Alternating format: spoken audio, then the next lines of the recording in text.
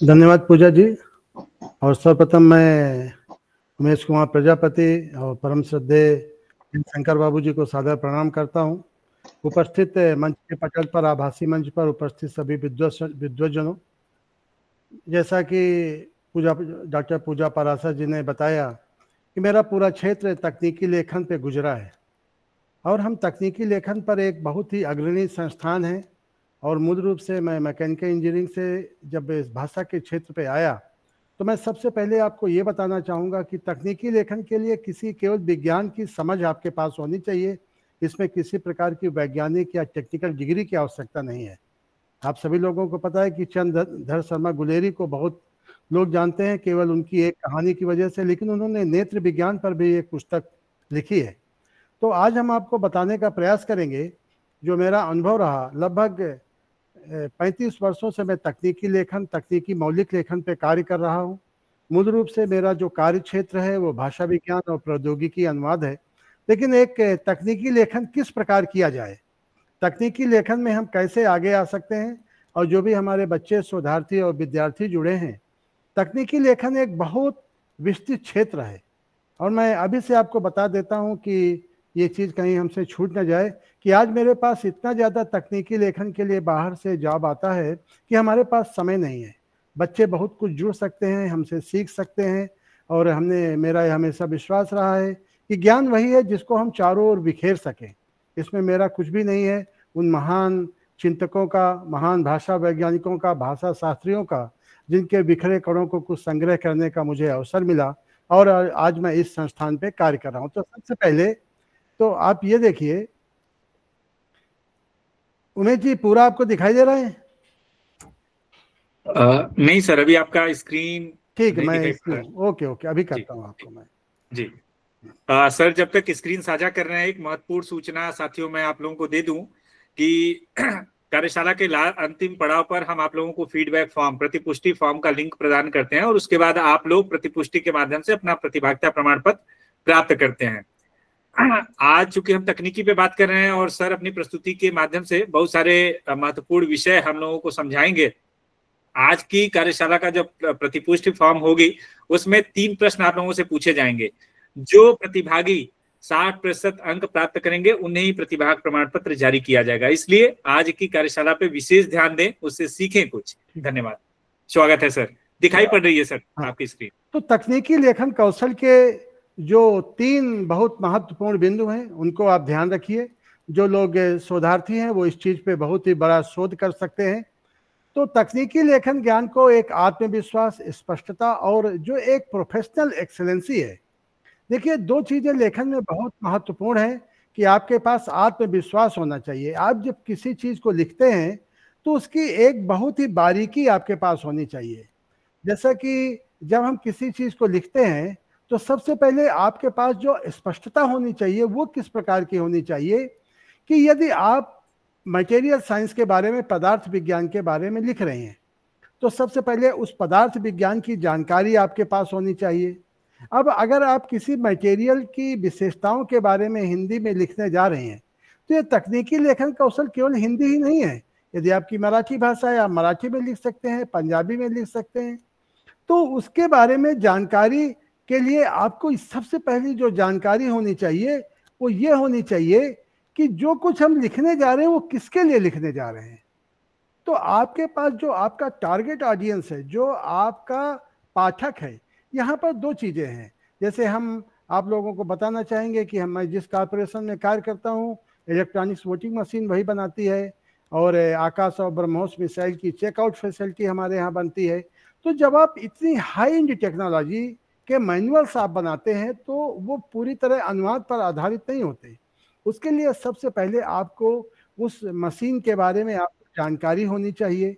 जब आपकी जानकारी हो तो देखिए तकनीकी लेखन की जटिल जानकारी को सरल, स्पष्ट और संरचित तरीके से, तो देखिए यहाँ जो संरचित है बहुत महत्वपूर्ण है। जैसे आप किसी चीज को, उदाहरण के लिए हम बता रहे हैं कि अगर आप बच्चों को बताने जा रहे हैं कि किसी पदार्थ की क्या क्या विशेषताएं होती हैं, तो आप देखा है कि हमारा पूरा जीवन कुछ पदार्थों से बना हुआ है, हमारा शरीर भी एक पदार्थ है। तो अगर आप उसके बारे में ब्रिटिलनेस के बारे में बताना चाहते हैं, ब्रिटिलनेस होता है कोई चीज अगर ऊपर से गिर जाए तो वो टूट जाती है। आप देखा होगा कि बहुत सारे जब टीवी वगैरह या कांच वगैरह जब अमेजॉन वगैरह से आते हैं तो आप उसमें लिखा रहता है कि ब्रिटिल, मतलब अगर ये ऊपर से नीचे गिरेगा तो टूट जाएगा। अब देखिए इस प्रकार की जब आप जानकारी देते हैं तकनीकी लेखन में, मैं जिस कॉर्पोरेशन में काम करता हूं, मैं अपने यहाँ प्रशिक्षण कौशल और मैं कौशल विकास का अधिकारी हूं, तो जब हम स्किल डेवलपमेंट देते हैं तो हम 3 तरह से देखें। हमारे यहाँ 3 तरह के बच्चे आते हैं, कुछ ITI से आते हैं, कुछ बच्चे ऑल इंडिया डिप्लोमा से आते हैं और इंजीनियर्स बीटेक इंजीनियर्स होते हैं। तो जब आप किसी तकनीकी लेखन को लिख रहे हैं तो आपके सामने एक संरचित तरीके का अर्थ है कि आप उसकी रचना भी बच्चों को बताएं। अब एक बच्चा ITI का बच्चा जिसने मेटल ही नहीं देखा है वो कैसे समझ पाएगा कि मेटल की ब्रिटलनेस क्या है? तो उसके पास कुछ टूटे हुए आप कांच के टुकड़े का एक चित्र बना सकते हैं। जैसे अगर आप जिन लोगों को कोश विज्ञान की जानकारी होगी तो आप देखेंगे कि कोश विज्ञान भी एक हमारे भाषा में एक बहुत महत्वपूर्ण हिस्सा है जिसको हम लेक्सिकोलॉजी बोलते हैं। मैं मूल रूप से कोश विज्ञानी हूँ। तो उसमें अगर आप किसी चीज को लिखते हैं तो देखा होगा कुछ कोशों में उसका चित्र भी बनाते हैं। जैसे अगर आपने एक लिखा स्पेड, वहां पे लिखा फावड़ा। अब एक बच्चे को पता नहीं चलता कि फावड़ा कैसा होता है या एक हल कैसा होता है, किसान का हल, कल्टीवेटर कैसा होता है, तो वहां उसका एक चित्र भी बना देते हैं। तो इस प्रकार जो तकनीकी लेखन में आप उसकी रचना भी दे सकते हैं और इसका मुख्य उद्देश्य है कि तकनीकी वस्तु को इस प्रकार लिखा जाए कि हर स्तर के पाठक, चाहे वो विशेषज्ञ हो या समान उपयोगकर्ता, उसको समझ सके। ये अगर आप अपने तकनीकी लेखन में नहीं कर पाए तो इसके लिए आपको स्वयं भी उसका पाठक होना चाहिए और ऐसा पाठक होना चाहिए कि आप समझ सकें कि हमें इस विषय के बारे में कोई जानकारी नहीं है। यदि आपके मन में एक ऐसी ज्योति जली कि नहीं, इसके बारे में हमको जानकारी प्राप्त करनी चाहिए, तो आप समझ जाएं कि आपका जो तकनीकी लेखन है वो पूरी तरह सही है। तो तकनीकी लेखन में हर स्तर के पाठक को, अब जैसे अभी आप उदाहरण के लिए आप इलेक्ट्रॉनिक्स के बारे में लिख रहे हैं कि इलेक्ट्रॉनिक्स क्या है, तो इसके हमको 3 उद्देश्य होने चाहिए कि हम किसके लिए लिख रहे हैं। हम 8वीं कक्षा के बच्चे के लिए लिख रहे हैं, या हम 12वीं क्लास के स्टूडेंट विद्यार्थी के लिए लिख रहे हैं, या हम स्नातक उत्तर बीटेक के विद्यार्थियों के लिए लिख रहे हैं। तो यहाँ पर ये जानकारी बहुत आपके पास होनी चाहिए और आपके पास जिस पाठक को आप लिख रहे हैं उसकी पूरी जानकारी, उसके मनोभाव को आपको समझना चाहिए। क्योंकि यदि आप इलेक्ट्रॉनिक्स को इतनी गहरी हिंदी में लिख देंगे, जैसे हम उदाहरण के लिए अगर हमें विद्युत धारा समझाना हो कि व्हाट इज इलेक्ट्रिसिटी, तो देखिए बहुत सिंपल तरीके से हम समझ सकते हैं कि इलेक्ट्रॉनों के प्रवाह को विद्युत धारा कहते हैं। लेकिन यही चीज अगर हमको बीटेक के स्टूडेंट को बताना हो तो हमारी भाषा बदल जाएगी, क्योंकि वो बच्चा ऑलरेडी इस विद्युत धारा को जानता है, लेकिन वो जानना चाहता है कि इस विद्युत धारा पे और क्या क्या चीजें हैं और क्या क्या हम समझ सकते हैं। तो हमें इस चीज का भी ध्यान रखना चाहिए कि जो कुछ आप लिख रहे हैं वो किसके लिए लिख रहे हैं। तो अब ज्यादातर जो तकनीकी लेखन का महत्व होता है वो आजकल 6 चीजों में होता है। जो लोग विश्वविद्यालय से बच्चे जुड़े हुए हैं वो मुझसे संपर्क करें और इन क्षेत्रों में वो बहुत कुछ सीख सकते हैं। जैसे उद्योग और उत्पादन में जो उसके ऑपरेटिंग मैनुअल्स हैं, जो स्टैंडर्ड ऑपरेटिंग प्रोसीजर SOPs हैं, जो क्वालिटी स्टैंडर्ड हैं, फिर सरकारी कार्यालयों के मैनुअल हैं, दिशा निर्देश हैं, तकनीकी रिपोर्ट हैं, IT एवं सॉफ्टवेयर में, अनुसंधान संस्थान में, इंजीनियरिंग में इतनी प्रोजेक्ट रिपोर्ट आती हैं कि उन प्रोजेक्ट रिपोर्ट, जो परियोजना रिपोर्ट होती है, उसको लिखने के लिए चिकित्सा एवं प्रयोगशाला में जो प्रोटोकॉल होते हैं, प्रोटोकॉल बहुत इंपॉर्टेंट है कि किसी ऑपरेशन को कैसे प्रारंभ किया जाए। तो इन चीजों के लिए आपको 2 चीजों की जानकारी बहुत अच्छी होनी चाहिए। एक तो आपको अनुवाद की बहुत अच्छी जानकारी होनी चाहिए, क्योंकि आप मौलिक लेखन लिख रहे हैं तो अनुवाद आपके साथ साथ चलता जाएगा। कि आपको अब अनुवाद और मौलिक लेखन में क्या अंतर है कि किसी भी मैनुअल को किसी भी भाषा में हो, आप उसको एक बार पढ़ चुके हैं, अब आप उसको मौलिक रूप से लिख रहे हैं, अर्थात उसका जो भावनात्मक है उसके एक एक बिंदु को आप लिख रहे हैं, यहाँ अनुवाद नहीं कर रहे हैं। अनुवाद एक अलग चीज है। अनुवाद करते समय आपके सामने टेक्स्ट रहता है। ध्यान रखिए, तकनीकी मौलिक लेखन और अनुवाद में क्या है कि अनुवाद की जो सबसे पहली विशेषता है, ना कुछ छोड़े ना कुछ जोड़े, ना कुछ छोड़ना चाहिए ना कुछ जोड़ना चाहिए, और अनुवादक को अपनी सीमाओं में समझना चाहिए। कहा गया है, a translator should never become traitor to a writer. अनुवादक को अपनी समय अपनी सीमा में रहना चाहिए और उसे कभी भी लेखक बनने का प्रयास नहीं करना चाहिए। उसे जो मूल रूप से लिखा गया है उसी का अनुवाद करे। लेकिन जब मौलिक अनुवाद करते हैं, मौलिक लेखन करते हैं, तो मौलिक लेखन करते समय हम स्वतंत्र हैं। हमने एक टेक्स्ट को पढ़ा है, हम बहुत सारे टेक्स्ट पढ़ते हैं, उसको अपने मनोभाव में उतार दिया है। अब हमें एक ऑपरेटर के तौर पे हम उसको लिख रहे हैं। एक बहुत छोटा सा उदाहरण है, जैसे मैंने कई क्षेत्रों में इन चीजों में काम किया है कि अगर एक दिव्यांग बच्चा है, वो दिव्यांग बच्चा सॉक्स कैसे पहनेगा, ब्रश कैसे करेगा, हमने इतनी छोटी छोटी बिंदुओं पर हमने तकनीकी लेखन किया है कि उसके बिंदु हैं। एक बच्चा है, वो नहीं समझ पा रहा कि ब्रश कैसे करेंगे, हम सॉक्स कैसे पहनेंगे, शर्ट पैंट कैसे पहनेंगे। तो इन चीजों के लिए एक लेखक को मूल रूप से, मौलिक लेखककार को मूल रूप से एक लेखक के रूप में कार्य करना चाहिए, उसे अनुवाद का क्षेत्र छोड़ देना चाहिए। इसमें बहुत सारी चीजें हैं। तकनीकी लेखन की कार्य व्यवस्था एक अपरिहार्य और आधारभूत संचार का माध्यम है। तो सबसे पहले तो ये देखिए कि जो तकनीकी लेखन है ये एक बहुत ही समयबद्ध कार्यक्रम है। अगर आप किसी प्रौद्योगिकी हमारे जैसे संस्थान में काम करते हैं, आपको एक निश्चित समय के अंदर आपको प्रोडक्ट, क्योंकि प्रोडक्ट लॉन्च होने वाला है, उदाहरण के लिए अभी कोई प्रोडक्ट हमारा 4 दिन बाद लॉन्च हो रहा है और आज हमें उसका ऑपरेटिंग प्रोसीजर मिला, एसओपी, तो हमें 4 दिन में उसके पूरे मौलिक लेखन को लिख देना है। तो सबसे पहले तो हमें उसके सारांश की बहुत अच्छी समझ होनी चाहिए। फिर सबसे पहले हमें उसकी बहुत ही गूढ़ से गूढ़ जानकारी होनी चाहिए। अर्थात आप तकनीकी प्रोडक्ट को इतना नजदीक से आपको देखना चाहिए कि उसकी एक भी चीज छूटने ना पाए। ध्यान रखिए कि यहाँ पर तकनीकी लेखन का मूल ध्येय है, वैज्ञानिक लेखन नहीं है। ध्यान रखिए, वैज्ञानिक लेखन एक अलग चीज है। वैज्ञानिक लेखन और तकनीकी लेखन में अंतर क्या होता है कि वैज्ञानिक लेखन ज्यादातर वाक्य परक होता है, उसमें सेंटेंसेस होते हैं, लेकिन जो तकनीकी लेखन होता है इसमें स्टेप होते हैं। इसमें किसी प्रौद्योगिकी का आप तकनीकी लेखन जब करेंगे तो एक एक एक एक स्टेप होगा, और अगर आप उस स्टेप को, उस सोपान को भूल जाएंगे तो काफी विषमताएं हो जाएंगी।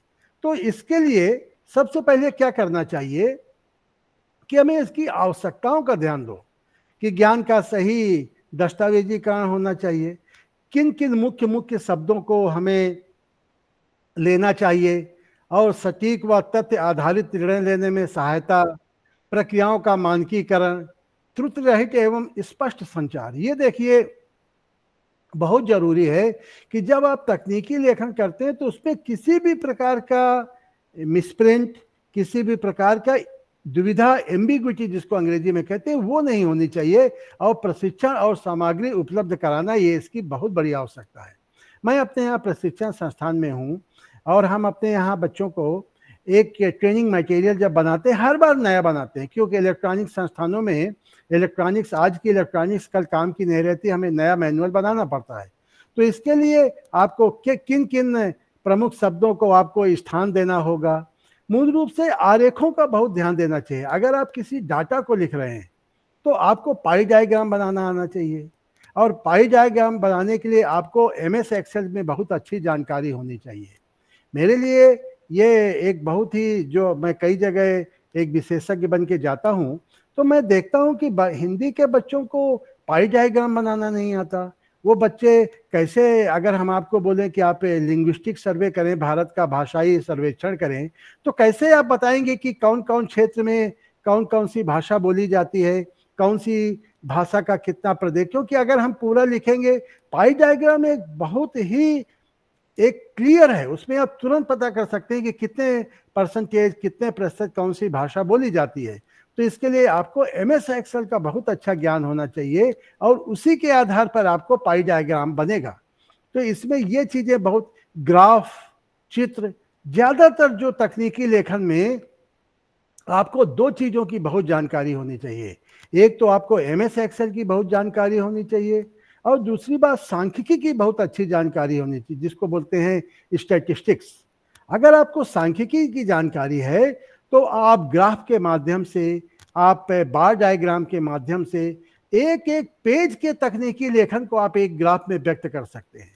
तो ये एक बहुत अच्छी जानकारी होनी चाहिए। हम इसके लिए कई परियोजनाएं चलाते हैं। मुझे कई बार कहीं जाने का अवसर मिलता है तो हम बच्चों को हमेशा बोलते हैं कि आप तकनीकी लेखन के क्षेत्र में आगे आएं।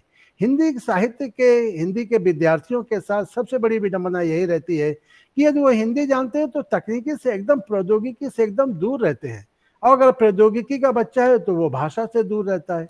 तो मैं भाषा और प्रौद्योगिकी में बहुत ही सुंदर सामंजस्य होना चाहिए। ये एक दिन में नहीं आता, इसके लिए आपको बहुत परिश्रम करना होता है और ये बहुत ही श्रम साध्य कार्य है। एक तकनीकी लेखन पर लगभग 35 वर्षों के अनुभव के बाद आज मैं आपको एक ये प्रस्तुति दे रहा हूँ। तो इसके लिए समय प्रबंधन बहुत महत्वपूर्ण है और इसके लिए इसकी जो 5 बहुत मुख्य विशेषताएं हैं, और इसको बोलते हैं क्लैरिटी होनी चाहिए, भाषा सरल, स्पष्ट और आसानी से समझ में आने वाली हो। जैसे कि अगर हम किसी भी चीज़ को बोलें, अगर हम फैराडेज की लॉ को बोलें, हम बर्नौली थ्योरम को, टर्सौली थ्योरम को, तो यहाँ पर हमें ध्यान देना चाहिए कि हम किसी चीज़ को तकनीकी लेखन में कैसे व्यक्त करेंगे।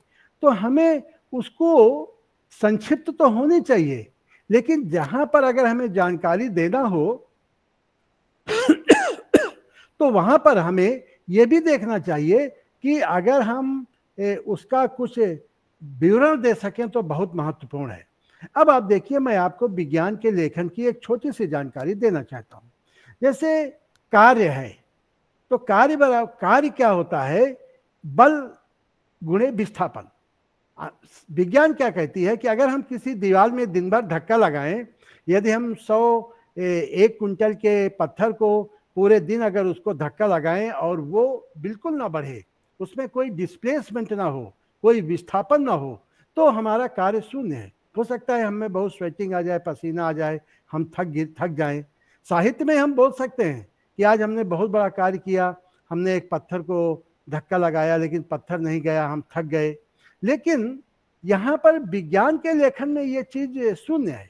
तो हमें बच्चों को एक बताना चाहिए कि तकनीकी लेखन में अगर हम ये करेंगे कि बल गुणे विस्थापन, तो हमें विस्थापन की जानकारी देना चाहिए कि वहाँ पर विस्थापन में मूवमेंट का, अर्थात विस्थापन में डिस्प्लेसमेंट का, एक जगह से दूसरी जगह जाना आवश्यक है।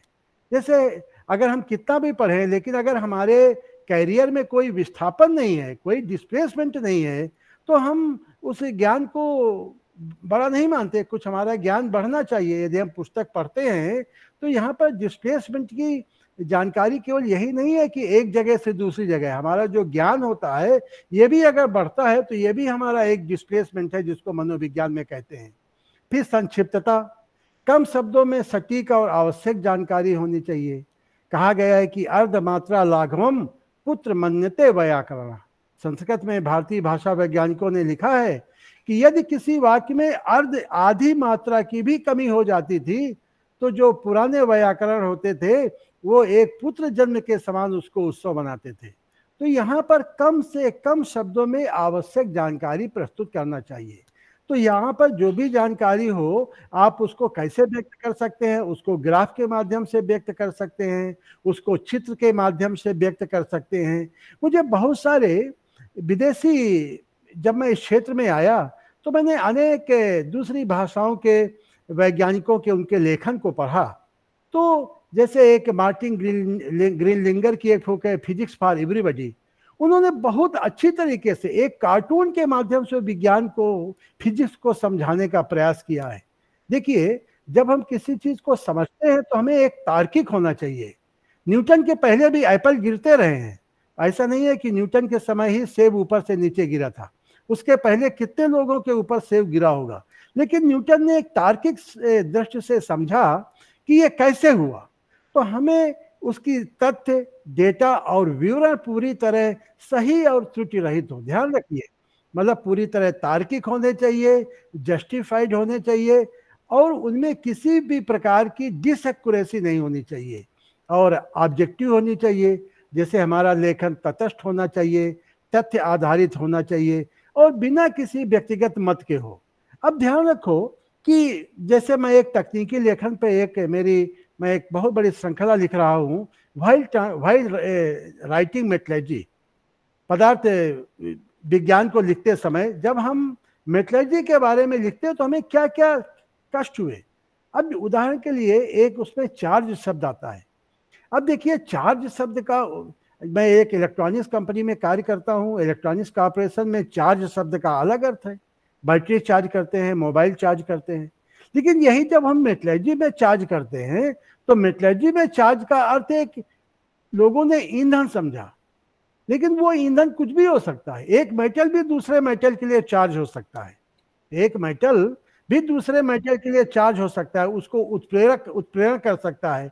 और ये जानकारी, और ऑर्गेनाइजेशन का अर्थ ये नहीं है, संगठन ये नहीं है कि आप जिस संगठन में कार्य करते हैं। ऑर्गेनाइजेशन का अर्थ है कि पूरी की पूरी संरचना को जो आप वैज्ञानिक लेखन लिख रहे हैं उसको एक पूरी तरह क्रम में लिखें।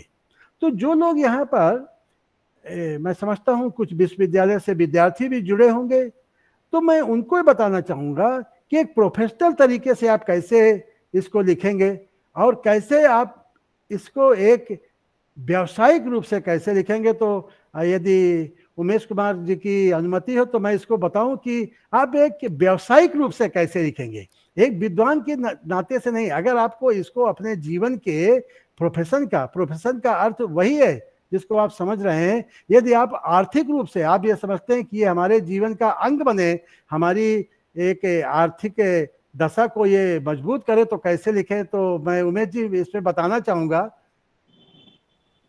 तो ये एक, आप ये देखिए कि एक मैं अपना सीक्रेट आपको बता रहा हूं कि आप कैसे लिखें। तो देखो, जब भी आप लिखें वैज्ञानिक लेखन को, कोशिश करें उसको डबल स्पेसिंग में लिखें। इसलिए डबल स्पेसिंग में लिखें कि अगर आपको किसी जगह आपको लिखने की आवश्यकता होगी तो आप उसको ऊपर लिख सकते हैं। ध्यान रखिए, जैसे कभी भी जब आप वैज्ञानिक लेखन का प्रारंभ करें, और इस पे हमारी कई कार्यशालाएं हैं, हम कई माध्यम से आपको ट्रेन कर सकते हैं बिना किसी औपचारिकता के। ये मेरे जीवन का विषय है कि ज़्यादा से जो ज़्यादा लोग तकनीकी लेखन पर आएँ, तो आप इसको डबल स्पेसिंग में लिखें। अर्थात कहने का अर्थ है 2 लाइनों में लिखें, ऊपर लाइन लिखें, फिर एक लाइन छोड़ दें, फिर तीसरी लाइन में लिखें, और बाईं तरफ का पृष्ठ पूरी तरह खाली रखें। ये इसलिए खाली रखते हैं कि अगर आपको कोई शब्द वहां पर नया आया तो आप उसको यहाँ लिख सकते हैं बाईं तरफ, और वो शब्द कभी आपको बेकार नहीं जाएगा, और जब आप उसको बाद में उसका प्रयोग कर सकते हैं। और इससे 2 लाभ होंगे। एक, आपकी अपनी डिक्शनरी पैदा हो जाएगी, आपको किसी दूसरी विद्वानों की डिक्शनरी देखने की आवश्यकता नहीं पड़ेगी। एक तकनीकी लेखक के पास 15,000 शब्द उसकी वोकैबुलरी में होने चाहिए। ध्यान रख लीजिए, उसे एक चलता फिरता इंसाइक्लोपीडिया होना चाहिए। मैं तो यहाँ तक कहता हूँ कि ये मेरे जीवन के एक दिन में हम ये नहीं बने लेखक। मैं उमेश कुमार जी आपको बताना चाहूँगा कि अगर मैं कोई पेपर भी अगर हमारे हाथ में आता है, अखबार का छोटा सा टुकड़ा, उसे भी मैं बिना पढ़े फेंकता नहीं हूँ, उसको भी मैं एक बार पढ़ लेता हूँ, पता नहीं कौन सा शब्द इसमें मिल जाए। तो जब हमें इतनी वो होगी, पता नहीं कौन सा शब्द मिल जाए, उस शब्द का प्रयोग हम कहाँ कर सकें, कहाँ उसका प्रयोग कर सकें, तो इस चीज में हमें बहुत अच्छी तरह ध्यान देना चाहिए। अब देखिए, हमें ऑडियंस एनालिसिस ये बहुत महत्वपूर्ण है। क्योंकि मैं एजुकेशन साइकोलॉजी का विद्यार्थी रहा हूं, इसलिए मैं दर्शक विश्लेषण को बहुत महत्व देता हूं। तो आप यही है कि आपका पाठक कौन है। जैसे अगर आप बहुत ही एक टेक्नोलॉजी के बारे में बहुत ही छोटी चीज अगर आप बीटेक के बच्चों को पढ़ाएंगे तो उनका उसमें लय नहीं लगेगा। तो आपको ये पता जरूर होना चाहिए कि जो पुस्तक हम प्रकाशित कर रहे हैं वो किसके लिए है। तो यहाँ पर 2 हैं, ये सामाजिक स्तर नहीं है कि पाठक कौन है, उसकी क्या शैक्षिक वो है, वो प्राइमरी स्तर का विद्यार्थी है, उनकी तकनीक की समझ का क्या स्तर है। तो देखिए कि इसका यही नहीं है कि हो सकता है कि हमें मैग्नेट से कुछ भी लेना देना नहीं है, लेकिन हम मैग्नेट के बारे में जानना चाहते हैं कि मैग्नेट क्या है, चुंबक क्या है, वे किन परिणामों की अपेक्षा रखते हैं। अगर आपको यह भी पता चल जाए तो बहुत ज़रूरत है, और उनकी आवश्यकता और उद्देश्य क्या है। ये चीज़ें आती हैं जब आप किसी को एसओपी बनाते हैं, जब आप किसी प्रोडक्ट का तकनीकी लेखन करते हैं, तो वहां पर इसकी समझ बहुत अच्छी होनी चाहिए कि तकनीकी समझ किन परिणामों की अपेक्षा रखते हैं और उनकी उद्देश्य की आवश्यकता क्या है। तो ये सारी चीज़ें आपको एनालिसिस के बारे में बताएंगी, और ऑडियंस एनालिसिस होना बहुत ज़रूरी है। यहाँ पर एक चीज़ और है कि ये एक दिन में ही नहीं कि अगर आपने एक तकनीकी लेखन लिखा और किसी ने आपको फ़ोन कर दिया कि महोदय आपका जो तकनीकी लेखन है वो ठीक नहीं है, मुझे समझ में नहीं आया, तो ऐसा नहीं कि आप तुरंत उसको रिएक्ट कर दें। आपको बहुत ही एक अच्छी तरीके से स्वीकार करना चाहिए कि ऐसी कौन सी चीज़ है जो समझ में नहीं आई। तो जब आपको बहुत अच्छा एक आलोचना को सहन करने की क्षमता होनी चाहिए। मुझको बहुत सारे लोग हमको हमारे तकनीकी लेखन में फ़ोन करते हैं कि सर आपने जो तकनीकी लेखन लिखा है, ये जो ब्रोचर लिखा है, इसमें ये चीज़ की जगह अगर ये चीज़ होती तो ज़्यादा अच्छा होता।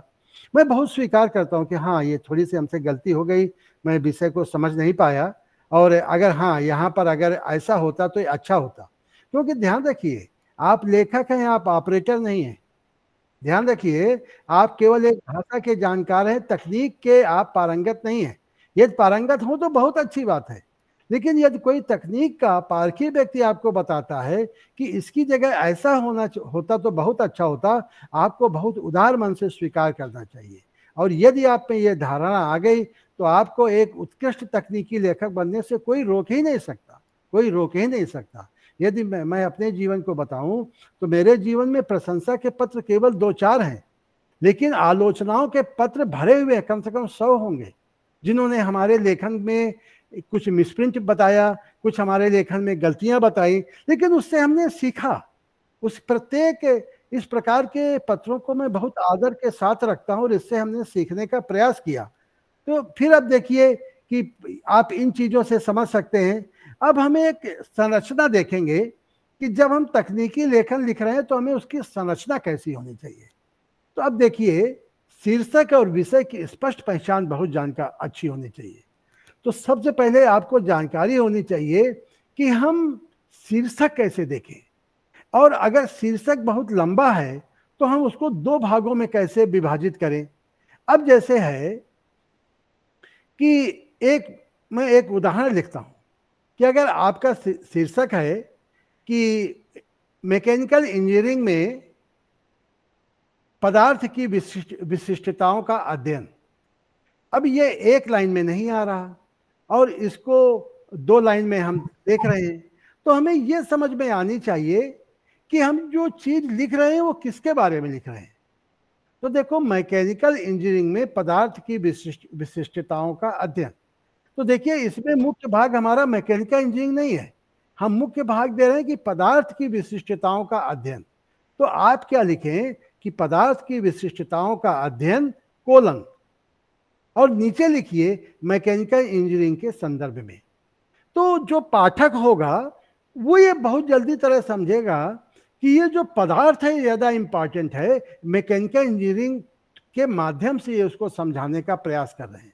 तो जो विषय है उसमें आप जिस चीज़ को बताने का प्रयास कर रहे हैं उसको ऊपर रखिए।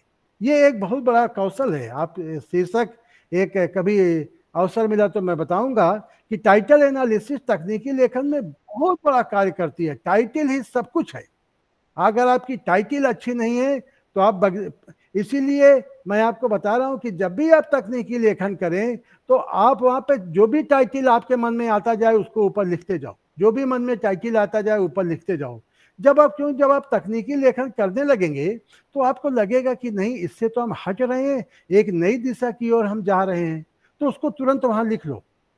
हो सकता है कि जब आप आगे तक जाएं तो आपकी जो दृष्टि है पूरी तरह स्पष्ट हो जाए। इसी तरह आप नंबर 2 में देख रहे हैं कि संक्षिप्त अवलोकन, अपने सारांश का संक्षिप्त अवलोकन हमेशा जिसको हम बोलते हैं एब्स्ट्रैक्ट, उसको हमेशा देखते रहें। तो यहाँ पर किसी भी तरह का, जिसको एजुकेशन साइकोलॉजी में कहा जाता है herring bone effect. Herring bone effect क्या होता है कि जब अगर हम कभी कभी आपने देखा होगा कि हम लिखने कुछ जाते हैं, हम पहुंच कहीं जाते हैं, तो हमेशा तकनीकी लेखन में इन चीज़ों का ध्यान रखो कि जो चीज़ आप लिखते जा रहे हैं वो सारांश से मिलती जुलती होनी चाहिए। उद्देश्य क्या करना है, पृष्ठभूमि, बैकग्राउंड बहुत जरूरी है। बैकग्राउंड इतनी जरूरी है कि आप, जैसे उदाहरण के लिए एक इलेक्ट्रोमैग्नेटिक इंडक्शन और कंडक्शन EMI EMC होता है, उसके बारे में बहुत अच्छा मैंने तकनीकी आलेख लिखा। अब वो क्या होता है, तो पहले हमें उसका संदर्भ बच्चों को बताना होगा और उन बच्चों ने बहुत अच्छी तरह उसको समझ पाए। होता क्या है कि अगर कोई कंपोनेंट है और उस कंपोनेंट में हमको कुछ पावर देना है, तो हमने मैग्नेट लगा दिया। अब मैग्नेट क्या करता है कि उसको तो पावर दे रहा है, लेकिन पीछे वाला जो कंपोनेंट है उसको परेशान कर रहा है, उसको भी वो मैग्नेटाइज कर रहा है।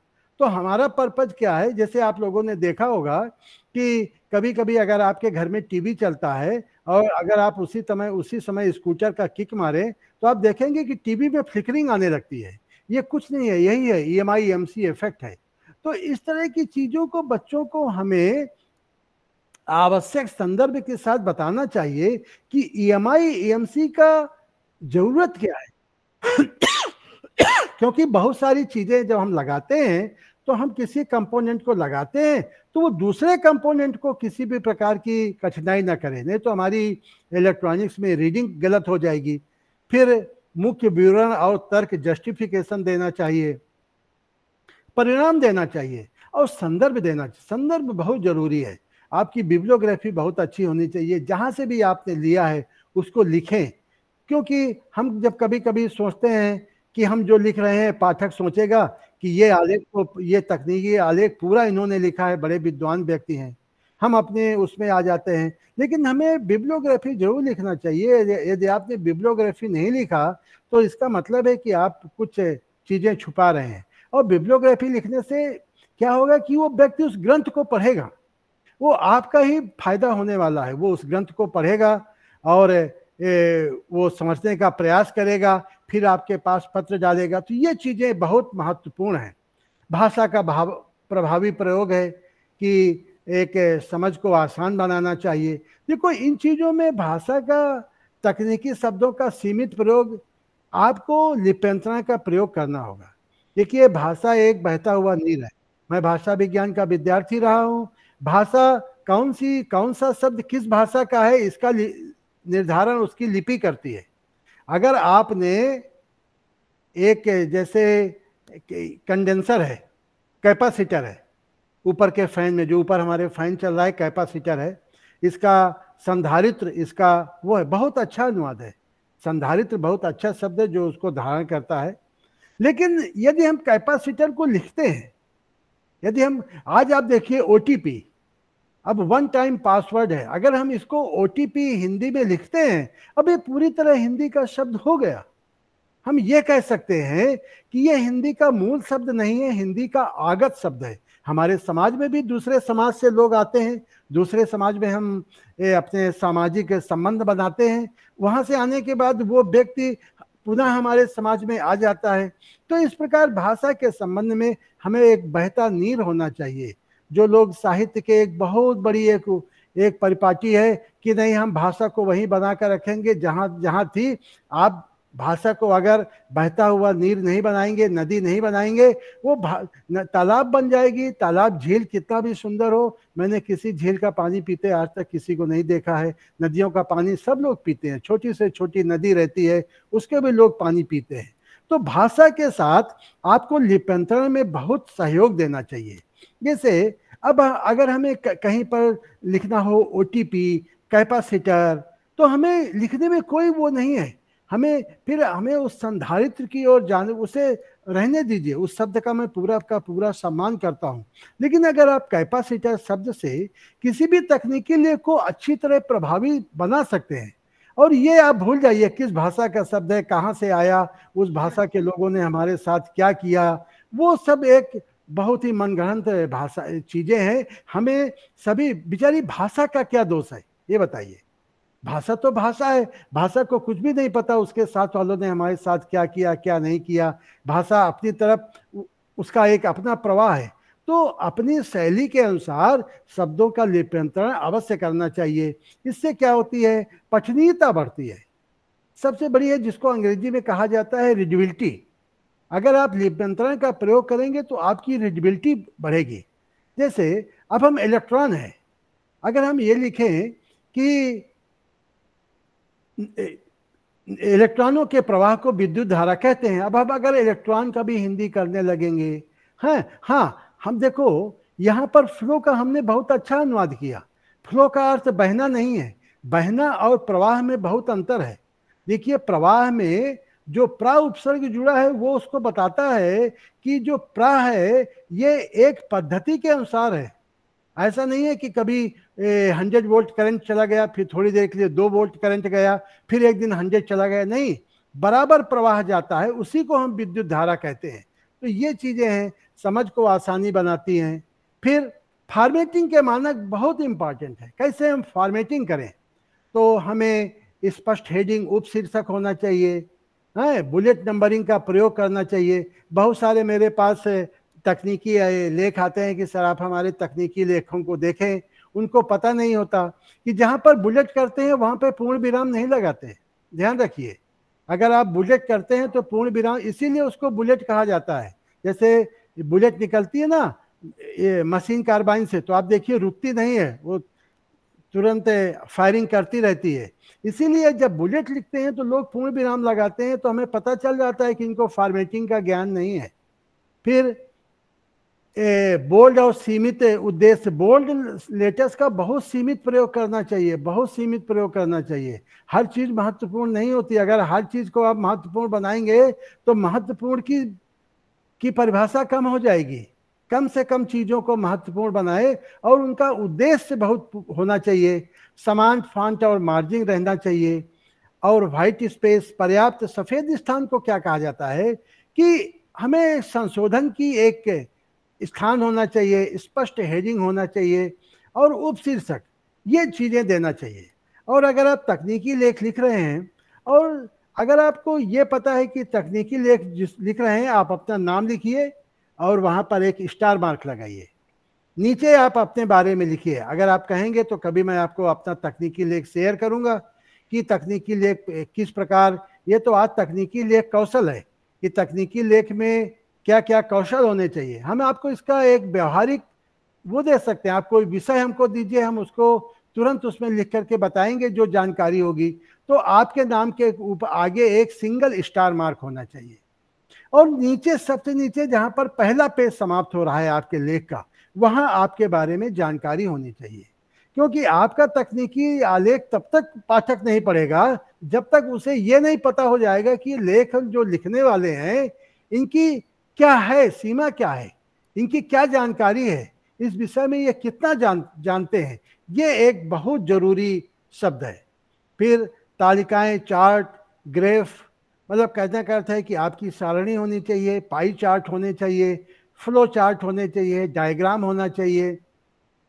इसकी एक अलग कला होती है, और कभी इसके बारे में अवसर मिलेगा तो हम बताएंगे आपको कि ये फॉर्मेटिंग के मानक कैसे बनते हैं, किस प्रकार मानक बनते हैं। फिर दृश्य सामग्री का प्रयोग तभी करें जब वो पाठ को और स्पष्ट बनाए। हमेशा चित्र मत बनाएं, हमेशा ग्राफ मत बनाएं, ये तभी बनाएं। मुझे बहुत सारे आलेख मिलते हैं, लेखन लोग पेज भरते हैं। ध्यान रखिए, आपका पेज बहुत ही टाइट होना चाहिए, मतलब पाठक शुरू से अंत तक तकनीकी आलेख को पढ़े। और अगर आप कोई दृश्य सामग्री या तकनीकी चित्रण, ये तकनीकी चित्रण तभी बनाते हैं जब जटिल सामग्री को अगर अब उदाहरण के लिए अगर हमें बताना हो कि कंबस्टन, 2 प्रकार के इंजन होते हैं, एक कंबस्टन इंजन होता है, एक इंटरनल कंबस्टन होता है। तो अगर हम मोटरसाइकिल में किस प्रकार ऑयल जाता है, तो इसको हम सिद्धांत के आधार पर नहीं बता सकते। तो हमें वहां पर इसका एक फ्लो बनाना चाहिए कि किस प्रकार ऑयल हमारी मोटरसाइकिल में जाता है। हमने ऑटोमोबाइल पे बहुत सारे तकनीकी आलेख लिखे, तकनीकी स्टैंडिंग प्रोसीजर लिखे, और हमने पहले तो स्वयं देखा कि ये कैसे आयल जाता है। तो जब तक हमको नहीं पता होगा हम कैसे लिख पाएंगे। तो यहाँ पर तकनीकी चित्रण जटिल जानकारी को समझने योग्य बनाते हैं। तो हमें वहाँ से पता चल जाता है कहाँ से लीकेज हो सकता है, हमें पूरी की पूरी जानकारी पता चल जाती है। जैसे हमारा मानव शरीर ही है, अगर मानव शरीर के बारे में हमको लिखना हो तो हम में से आधे लोगों को ये नहीं पता रहता कि हमारा पैंक्रियास किधर है अंदर ही बहुत छोटे से जगह में है, तो हमारा लीवर किधर है, इनका क्या काम होता है, किस प्रकार फंक्शन करते हैं, ये जानकारी बहुत अच्छी तरह होनी चाहिए। फिर सटीकता, एक्यूरेसी, सभी जानकारी तथ्य आधारित हो, डाटे आंकड़ों का सत्यापन अवश्य करें, विश्वसनीय एवं प्रामाणिक स्रोतों का उल्लेख करें। ध्यान रखिए तकनीकी आलेख किसी के जीवन मरण से शुरू हो सकता है। मुझे बहुत सारी मेडिसिन का मैंने दवाओं का वो एसओपी लिखा, बहुत ध्यान से रखिए। अगर वो वहाँ पर लिखा है please place in cool store, तो ध्यान रखिए बहुत इंपॉर्टेंट चीज़ है, तो कृपया इसे फ्रिज में रखें, ठंडे स्थान पर रखें, बहुत ध्यान रखें। ऐसा नहीं कि इसको आपने छोड़ दिया, अगर वो पूरी गर्म जगह रखी रही तो खराब हो जाएगी, वो व्यक्ति उसको पिएगा, उसको कुछ भी हो सकता है। फिर तथ्यात्मक त्रुटियों से पूरी तरह बचें। अगर आपको लगता है कि इसमें कोई तथ्यात्मक त्रुटि है तो आप विषय विशेषज्ञ से पूछें कि इसके बारे में क्या है, हम कैसे लिखें, और आप स्वयं पाठक बने। हो सके तो उसके एक ऐसे जानकार को दीजिए कि देखो इसके बारे में मैंने ये तकनीकी मैनुअल बनाया है। हमारे पास तो करीब 100 पेजेस के मैनुअल आते हैं जो हम बनाते हैं, और बहुत ही उनमें आज तक कभी किसी प्रकार की एम्बिग्यूटी नहीं हुई, क्योंकि हम किसी शब्द को इतने करीब से देखते हैं, लेंस से देखते हैं। आप ये समझ लीजिए, जब हम डाटा बनाते हैं तो आप सोचिए कि अगर हमें कहीं पर लिखा है 1 मिली माइक्रोन का वो देना चाहिए करंट, और अगर 1 मिली माइक्रोन में अगर एक भी जीरो अगर हमने छोड़ दिया तो आप सोचें कि उस सिस्टम का क्या होगा। ये इलेक्ट्रॉनिक्स है, इलेक्ट्रॉनिक्स और इलेक्ट्रिसिटी में बहुत अंतर है। इलेक्ट्रॉनिक्स में कोई हजारों वोल्ट का करंट नहीं आता, तो हम लेंस के साथ देखते हैं कि कहीं पर भी एक जीरो रह तो नहीं गया है। तो जब आप इस श्रेणी में लिखना प्रारंभ करेंगे तब आपको अच्छी जानकारी होगी। अब ये इन चीज़ों के हमारे पास बहुत सारे तकनीकी रिपोर्ट हमारे पास बहुत आती हैं। Manual, standard operating procedure, project document, research paper, help document, और फ्रिक्वेंटली आस्क्ड क्वेश्चन, FAQ जिनको बोलते हैं, ये हमारे पास अनुवाद के लिए बहुत आते हैं, मौलिक लेखन के लिए। तो इसके बारे में हम कभी भी अनुवाद का आश्रय नहीं लेते, इसको हम पूरी तरह तकनीकी लेखन के आधार पर ही लिखते हैं। फिर हम कैसे सुधारें अपनी तकनीक को, तो देखो छोटे वाक्यों का उपयोग करें, एक्टिव वॉइस में लिखें। ध्यान रखो सबसे पहले लेखन को अधिक सरल, सीधा और एक्टिव वॉइस में कभी भी कोई भी टेक्निकल आर्टिकल लिखें उसको पैसिव वॉइस में मत लिखें, उसको एक्टिव वॉइस में लिखें। अनावश्यक शब्द हटाएं, कभी भी कोई एक शब्द बार बार नहीं आना है, सर्वनाम का प्रयोग करें, और जटिल अवधारणाओं को सरल और रिलेटेबल तरीके से समझ में आती हैं। तो अगर हमें कोई अवधारणा है हम लिख रहे हैं तो उसकी रिलेटिविटी समझिए कि उसका इससे रिलेशन है या नहीं है। और ये सामान्य गलतियां होती हैं कि जटिल शब्दावली, अधूरी जानकारी, असंगत फॉर्मेटिंग। कभी कभी हम देखते हैं कि टेक्स्ट कहीं है उसकी फ़ोटो कहीं है, तो समझ में नहीं आता, बिना संदर्भ के डेटा लिख देते हैं। तो यहाँ पर हम इलेक्ट्रॉनिक्स जो अपने यहाँ हम लेखन करते हैं, इलेक्ट्रॉनिक्स का करते हैं, मूल रूप से मेटलर्जी का करते हैं, मैकेनिकल इंजीनियरिंग का करते हैं। तो इन चीज़ों पर विश्वविद्यालय के बच्चे हमसे जुड़ सकते हैं, वो बहुत कुछ सीख सकते हैं। और मैं समझता हूँ कि उनके विश्वविद्यालय में, भारत के किसी विश्वविद्यालय में, हमारी हिंदी की सबसे बड़ी विडंबना यही है कि बच्चे को डिग्री लेने के बाद पता चलता है कि जो कुछ भी हमने डिग्री प्राप्त की है इसका बाहर कोई बहुत बड़ा सदुपयोग होने वाला नहीं है। तो ये चूंकि हमारे पास बहुत सारे जर्मन के लोग आते हैं हमारे ECIL में, और जिनसे हम लोग काम करते हैं, तो वो लोग क्या कहते हैं कि जर्मनी में भाषा का जो सिलेबस है वो पूरी तरह तकनीक है जर्मन भाषा का। और वो क्या कहते हैं उमेश कुमार जी कि पूरी तरह जर्मनी में आप कोई भी सिलेबस इंडस्ट्री के बिना नहीं बना सकते। आप जो भी सिलेबस बनाएंगे आपको पहले मार्केट में, इंडस्ट्री में पूछना होगा।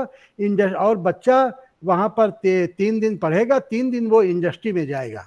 तो ये एक बहुत ज़रूरी चीज़ें हैं। तो यहाँ पर हिंदी के जो बच्चे हैं वो हमसे बहुत कुछ इसमें सीख सकते हैं। जो कुछ भी मेरा ज्ञान होगा उनको बताने का प्रयास करेंगे। फिर ये जानकारी बहुत आवश्यक है। फिर हम कैसे किसको कहें कि अच्छा लेखन है खराब लेखन है, हर व्यक्ति को अपना अच्छा लेखन बनता है। तो ध्यान रखिए कि अगर ये खराब लेखन है तो इसमें स्पष्टता नहीं होगी। कितने फेसेस हैं ये कुछ पता नहीं चलता, कहीं से भी पैराग्राफ तोड़ देते हैं। तो हमें जानकारी होनी चाहिए कि पैराफ्रेजिंग एक बहुत बड़ा इसमें कॉन्सेप्ट है टेक्निकल राइटिंग में। मैंने टेक्निकल राइटिंग और कंटेंट राइटिंग में बहुत बड़ा कार्य किया है। कहाँ से पैरा करना है, सटीक जानकारी नहीं मिलती, अनावश्यक शब्द हैं। अच्छा लेखन है कि इसकी तैयारी, परीक्षण, विश्लेषण और रिपोर्टिंग बहुत अच्छी होती है, सीधा और स्पष्ट है। तो देखो हम इसीलिए हमने बताने का प्रयास किया है कि आप देखें कि अगर आपको लगेगा कि बुलेट के सामने पूर्ण विराम नहीं हो तो आप इस तरह देखो पूर्ण विराम हमने इसीलिए लगाया कि आप समझ सको कि जब बुलेट लिखते हैं तो पूर्ण विराम नहीं होने चाहिए। फिर ये उपयोगी टूल्स हैं, MS वर्ड, गूगल डॉक्स, लॉटेक्स, फिर Hemingway, markdown editors, diagram tools, ये आपको इन चीज़ों में बहुत प्रभावी जानकारी देते हैं। और इसके माध्यम से आज बहुत तकनीकी लेखन की नैतिकता है कि मौलिकता बनाए रखें और किसी भी तरह की प्लेजम से बचें, डेटा की सत्यता, गोपनीय जानकारी की सुरक्षा। देखिए अगर आप कहीं से उद्धरण, संदर्भ और स्रोत ले रहे हैं तो आप उसका डिस्क्लेमर अवश्य दें।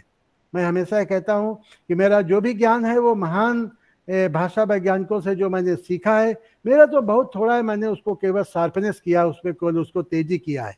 फिर अनुसंधान कौशल है, विश्वसनीय स्रोत हैं, प्रासंगिकता के परीक्षण है, संदर्भ तैयार करना, तथ्य और प्रमाण आधारित लेखन। तो इसमें निष्कर्ष और तर्क हमेशा प्रमाणित होने चाहिए। तो इस प्रकार की जानकारी जो है तकनीकी लेखन कौशल में बहुत महत्वपूर्ण है। जो यहाँ पर छात्र जुड़े हुए हैं विश्वविद्यालयों के, जो सुधी अध्यापक, माननीय अध्यापक जुड़े हुए हैं, उन लोगों में यहाँ पर अनुसंधान कराना चाहिए। हमेशा साहित्य को तकनीक के साथ जोड़ने का प्रयास करना चाहिए। हम हमेशा साहित्य को तकनीक से बहुत दूर जोड़ करके रखते हैं और यही एक बहुत बड़ा कारण है कि हम तकनीक से जुड़ नहीं पाते। अभी किसी ने जैसे प्रश्न किया है, मुझे तकनीक की बहुत कम जानकारी है, मैं कैसे लिखूं? तकनीक की बहुत जानकारी नहीं है, आपने तकनीक को पढ़ा नहीं है। तकनीक की जानकारी मुझे भी नहीं है, लेकिन आपको एक बहुत अध्यवसायी होना चाहिए। आप कभी हमसे संपर्क करें, हम आपको तकनीकी लेखन की पत्रिकाएं भेजेंगे। तो सबसे पहले तो आप एक दिन में नहीं बन जाएंगे टेक्निकल राइटर, आपको बहुत बड़ा एक अध्यवसायी होना चाहिए। आपको इस विज्ञान, ज्ञान और विज्ञान की जितनी शाखाएं हैं, हर शाखा की पुस्तक का एक बार अध्ययन करने के बाद ही आप तकनीकी लेखन में जाएं। आज 35 वर्षों से हो गया, 35 वर्षों में 30 वर्षों से ज़्यादा मेरा जीवन केवल पढ़ने में गुजरा है। लेखन तो केवल कुछ समय का है। मैं ज़्यादातर मेरा जो समय गुजरा केवल महान विद्वानों को पढ़ने में मेरा समय गुजरा, उनके आधार पर मैं आज ये काम कर पा रहा हूँ। फिर ये पीयर रिव्यू बहुत इंपॉर्टेंट है, विशेषज्ञों से यूजर टेस्टिंग बहुत जरूरी है, और ये फाइनल एडिटिंग, रिवीजन साइकिल बहुत इंपॉर्टेंट है। एक रिसर्च स्किल एक बहुत बड़ा क्षेत्र है तकनीकी लेखन पे। हमारी आगामी पत्रिका में हम इस पे दे रहे हैं कि कैसे हम रिसर्च स्किल, एक अनुसंधान के कौशल को कैसे बढ़ाएं। तो ये एक बहुत महत्वपूर्ण चीज़ है। तो जो विश्वविद्यालय के छात्र हैं, जो अध्यापक हैं, वो इस क्षेत्र को समझें कि जिस प्रकार ये स्वयं का कार्य हो रहा है और पांडिचेरी विश्वविद्यालय एक बहुत बड़े संकल्प को लेकर के आपके सामने आया है। देखिए इस प्रकार की चीज़ों को, और जो लोग इस क्षेत्रों में काम कर रहे हैं उनको आमंत्रित करने में, क्योंकि मैं तो किसी विश्वविद्यालय में किसी प्रोफेसर इस प्रकार के पद पर कार्य नहीं करता, मैं तो एक प्रोफेशनल व्यक्ति हूँ। हमारे एक जो लेखन है वो हमारे एक रोटी रोजी से जुड़ा हुआ है, हमारे कॉर्पोरेशन के लिए वो ब्रेड एंड बटर है। तो तकनीकी लेखन में आपको जो प्रोफेशनल है उनको जोड़ना चाहिए, जो लोग विद्यालय में काम करते हैं उनको भी मुझे बहुत कभी कभी हम देखते हैं कि बहुत सारी कार्यशालाएं आयोजित होती हैं कि हिंदी में रोजगार के अवसर। आपको पता है कि हिंदी में अगर आप हमारे यहाँ रोजगार लेने आएंगे तो हम किस प्रकार के प्रश्न पूछेंगे? तो आपको ये जानकारी होनी चाहिए, विशेषज्ञों से पूछना चाहिए कि आप किस प्रकार हिंदी में रोजगार देंगे और किस प्रकार के प्रश्न पूछेंगे। हम तो अपने यहाँ टेक्निकल राइटिंग बच्चों से कराएंगे, हम उनको एक ग्रुप डिस्कशन कराएंगे कि आप इस पे ग्रुप डिस्कस करिए, हम उनको एक चीज देंगे कि आप इस चीज के बारे में क्या जानते हैं। तो ये सभी चीजें, मेरा ऐसा मानना है कि हिंदी के छात्र को टेलर मेड नहीं, उसको रेडीमेड होना चाहिए। वो वहां से जब मार्केट में आए तो उसको आते ही उसको, जैसे देखिए हमारे साहित्य के साथ जो सबसे बड़ी विडंबना है, क्योंकि मैंने उमेश कुमार जी, मैं साहित्य को अंदर से भी देखा और साहित्य को बाहर से भी देखा। जैसे डॉक्टर होते हैं, कोई पेडियाट्रिक्स होता है, कोई आर्थोपेडिक होता है, कोई रेडियोलॉजिस्ट होता है, तरह ओप्थोमोलॉजिस्ट होते हैं, तरह तरह के पल्मोनोलॉजिस्ट होते हैं। हमारे साहित्य में, हिंदी में ऐसे विद्यार्थी क्यों नहीं आते कि जो तकनीकी लेखन में एक्सपर्ट हों, कुछ बैंकिंग में एक्सपर्ट हों, कुछ इसमें कंटेंट राइटिंग में एक्सपर्ट हों? क्यों नहीं होते? क्योंकि हमने अपने सिलेबस को, वही जो वर्षों से हमारा सिलेबस चला आ रहा है, जो हमारे पुरानी पीढ़ी पढ़ती थी वही पढ़ के हम आए, वही अगली पीढ़ी वही पढ़ती रहेगी। हम इस प्रकार की चीज़ों में ध्यान नहीं देते। आज जो विश्व की भाषाएं जो बहुत आगे बढ़ी हैं, मुझे विश्व के अनेक भाषा वैज्ञानिकों से संपर्क करने का अवसर मिलता है। उन लोगों ने अपनी भाषा को, जर्मन वगैरह ने इतना प्रयोजन मूलक, इतना फंक्शनल बना दिया है कि मार्केट पे तुरंत उनके बच्चे सेलेक्ट हो जाते हैं। तो इस प्रकार हमें ये ध्यान रखना चाहिए कि हमें कस्टमाइज करना चाहिए, हमें बच्चे को इतना रेडीमेड बना देना चाहिए। जैसे आप देखेंगे कि आजकल बहुत पहले केवल एक रेडीमेड शर्ट आती थी, आज देखिए custom fit, ceremonial fit, slim fit. आज आप जिस साइज का, अगर आप मोटे हैं तो उसका भी एक साइज है। तो हमें एक बच्चों को, हिंदी के बच्चों को इसमें बहुत अच्छी जानकारी होनी चाहिए, और ये जानकारी बहुत ही श्रम साध्य है। अगर आप ये समझे, ये बहुत ही एक्स्ट्रा ऑर्डिनरी वर्क है, और एक्स्ट्रा ऑर्डिनरी और ऑर्डिनरी में बहुत थोड़ा फर्क है। एक एक्स्ट्रा शब्द लगा हुआ है, और वो एक्स्ट्रा शब्द अगर आप सोचें कि हमारा जो विश्वविद्यालय में पहला क्लास 10 बजे होता है, अंतिम क्लास 4 बजे होता है, हम 10 बजे जाएंगे, 4 बजे चले आएंगे, एक किसी साहित्यकार पे हम पीएचडी कर लेंगे, बाद में हम बोलेंगे कि नहीं हमको जॉब नहीं है, हम नेट जेआरएफ कुछ भी आप क्लियर कर लें, जब तक आप इन चीज़ों पे नहीं उतरेंगे, ये बहुत ही प्रोफेशनल चीज़ें हैं। इन चीज़ों में हमने हिंदी को इस प्रकार पढ़ा जैसे लोग फिजिक्स केमिस्ट्री नहीं पढ़ते होंगे, और हमने उनको बताया है कि विज्ञान कुछ भी नहीं होता, विज्ञान किसी भी विषय का क्रमबद्ध ज्ञान विज्ञान होता है। नहीं, विज्ञान की कोई परिभाषा बताइए कि अगर कोई कह दे कि हिंदी विज्ञान नहीं है। हिंदी भी विज्ञान है, किसी भी विषय का क्रमबद्ध ज्ञान विज्ञान है, केवल फिजिक्स केमिस्ट्री वहीं तक नहीं है। लेकिन हम लोगों में इतनी हीन भावना छा गई कि हम उनसे दूर रहते हैं। हम ठीक है, आप ही का साइंस है। आप विदेश में जाएंगे तो अगर आप इकोनॉमिक्स में मास्टर्स करते हैं, आपको एमएससी की डिग्री मिलेगी, आप एमएससी इकोनॉमिक्स हैं, वहाँ पर आर्ट्स जैसी कोई संकल्पना नहीं है। तो ये एक तकनीकी लेखन एक विकसित होने वाला कौशल है, बहुत विकसित होने वाला कौशल है। इतना कौशल है कि आपको मैं बताऊं कि मेरे पास समय नहीं है काम करने के लिए। मैं इस क्षेत्र में इतना व्यस्त हूँ, और हम इतने लोगों को प्रोत्साहित करते हैं। मैं सोचता हूँ कि हमारे ज्ञान को ज़्यादा से ज़्यादा लोग आगे बढ़ाएं। हम कब तक आगे बढ़ाएंगे? आने वाली पीढ़ी इसको दे, और इसके लिए हमारे जो अध्यापक हैं, जो बड़ी विडंबना है कि इसके बारे में किसी को ज्ञान नहीं रहता। हमारी जो शिक्षा प्रणाली है, हमारे जो सिलेबस हैं, वही पुराने सिलेबस बनाने वाले वही लोग, उसी पे कभी इस कवि को रख दिया, उसको हटा दिया, कभी उस उपन्यास को हटा के इसको लगा दिया, हम सोचते हो गए। हमें भाषा जो है, ध्यान रखिए, कहने के लिए बहुत है कि विद्या अर्थकरी नहीं होनी चाहिए, विद्या का उद्देश्य पैसा कमाना नहीं होना चाहिए। और अरे अगर आप पैसा नहीं कमाएंगे, आपके अंदर, मन के अंदर शांति नहीं रहेगी, ध्यान रखिएगा। अरे जीवन में शुरू से अंत तक अर्थ का बहुत महत्वपूर्ण स्थान है, और आप इन चीज़ों से बहुत अच्छा काम कर सकते हैं, और बहुत ही जिम्मेदारी परक काम कर सकते हैं। तो स्पष्टता, संरचना, शुद्धता अत्यंत आवश्यक है। सही टूल्स और विधियां पेशेवर बनाती हैं। और ध्यान रखिए, सिंपल इज ऑलवेज पावरफुल। ध्यान रखिए, एक मुख्य संदेश मेरे जीवन का 35 वर्षों का मैं इस तकनीकी लेखन पर कार्य कर रहा हूँ। आज भी मुझे पता है कि मैंने बहुत सारा लेखन किया। मैंने मटेरियल साइंस पे बहुत हिंदी पे आलेख लिखे, पुस्तकें लिखने में हमने सहायता की। हमने मेटलर्जी पे बहुत बड़ा काम किया। हमने मेटलर्जी की जब हम पुराने आलेख पढ़ते हैं तो अब हमको लगता है कि नहीं, हम और भी अच्छी तरह लिख सकते थे।